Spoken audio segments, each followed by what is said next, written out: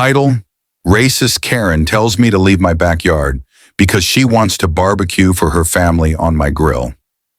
It was supposed to be a peaceful Saturday afternoon. The sun was shining, the birds were singing, and the smell of marinated ribs filled the air. I had just finished cleaning the backyard, my little slice of heaven that I'd spent years perfecting. New patio furniture, a handmade wooden deck, fairy lights, and of course my pride and joy, a custom-built stainless steel grill.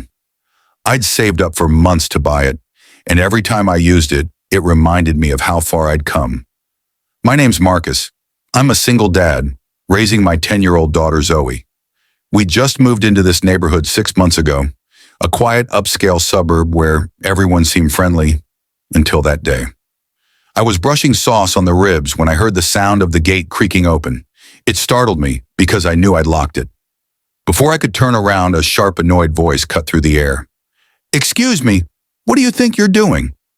I turned around to see a middle-aged woman, maybe in her late 40s, standing there with sunglasses on her head and an expression that could sour milk. She was holding a grocery bag filled with barbecue supplies, buns, soda, and a packet of hot dogs. I'm cooking," I said, confused. She frowned like I'd just said something offensive. "Well, you'll have to move. My family's coming over in about an hour, and I need to use the grill," I blinked, genuinely thinking I'd misheard her. "Your grill?" "This is my backyard," she scoffed, stepping further inside, as if I'd just made a joke. "Don't be ridiculous. I've lived on this street for 12 years. This has always been the community's space. You can't just take over like you own everything." I took a deep breath. "Ma'am, I do own this property. The fence, the patio, the grill, all of it. You can't just walk in here." Her face twisted in irritation. "Don't get smart with me. I know how you people are." Those 3 words, "you people," hit me like a slap. My stomach tightened. Zoe, who had been sitting on the porch sipping lemonade, looked up, confused. "Daddy, who is she?" Karen's eyes darted to my daughter, and she said, "Sweetie, don't worry. Mommy's just going to make sure your daddy doesn't cause trouble in the neighborhood." That was it. I felt my blood boil, but I stayed calm. "Ma'am, I'm asking you to leave." Now instead, she pulled out her phone. "You're threatening me?" "That's it, I'm calling the police." I sighed. I'd seen stories like this online, but never imagined I'd live one. She started ranting into her phone, exaggerating every word. "Yes, there's a large, aggressive man in my backyard. I think he's trespassing. Please hurry. I recorded everything on my phone just in case." Zoe was frightened, clutching my leg. "Daddy, are you going to get in trouble?" I knelt beside her. "No, baby. We didn't do anything wrong." 10 minutes later, the police arrived. 2 officers, 1 older, 1 younger. I greeted them calmly. "Officers, I'm the homeowner. I have my ID, property papers, and I have this woman on video trespassing." Karen immediately jumped in, waving her hands. "Don't believe him. He doesn't live here. He just moved in a few months ago. He's lying." The older officer looked at me. "Sir, do you have proof of residence?" "Of course." I handed over my ID and deed copy. The younger officer checked them, nodded, and whispered something to his partner. Then came the best moment. The look on Karen's face when the officer turned to her and said, "Ma'am, this man is the legal owner of the property." "You're trespassing." Her jaw dropped.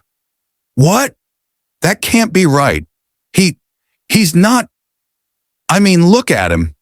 The officer's tone hardened. "Ma'am, I suggest you leave now before you're charged with harassment." She sputtered, grabbed her grocery bag, and stormed out, yelling over her shoulder, "This neighborhood used to be decent before people like you moved in." When the gate closed behind her, I finally let out the breath I'd been holding.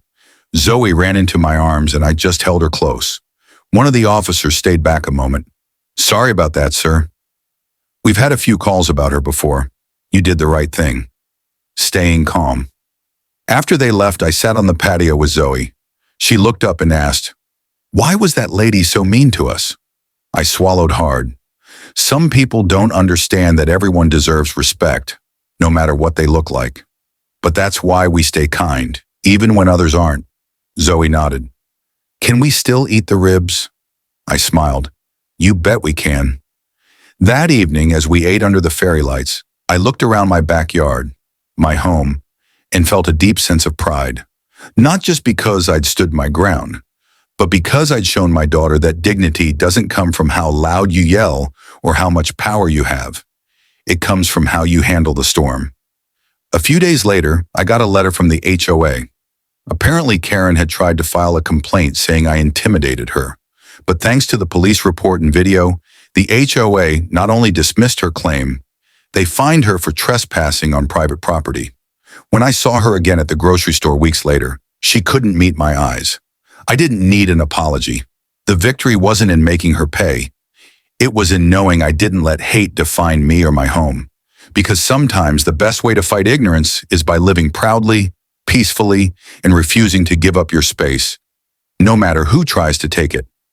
And as the smell of barbecue filled the air again the next weekend, I smiled. Not just because of the food, but because freedom never tasted so good.